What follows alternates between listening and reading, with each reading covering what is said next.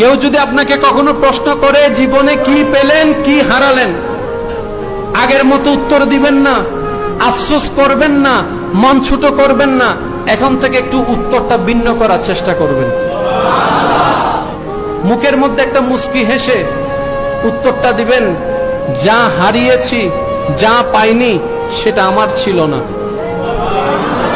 যা হারিয়েছি, যা পাইনি সেটা আমার ছিল না, আর যা আমি পেয়েছি তার যোগ্যতা আমার মধ্যে নাই।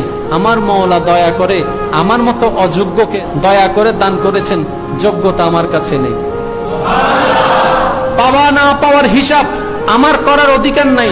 আমি হচ্ছি বান্দা, উনি হচ্ছেন আমার স্রষ্টা। উনি আমাকে বানিয়েছেন, উনি আমাকে ভাঙ্গার অধিকার রাখে। উনি আমাকে পাঠিয়েছেন, যেভাবে সেভাবে রাখার অধিকার ওনার আছে। আফসোস আপত্তি করার অধিকার আমার নেই। বান্দার শুধু একটাই কাজ, যে কোনো পরিস্থিতির মধ্যে খুশি মনে আলহামদুলিল্লাহ বলে নিজের শুকরিয়াটুকু আল্লাহর দরবারে পেশ করা।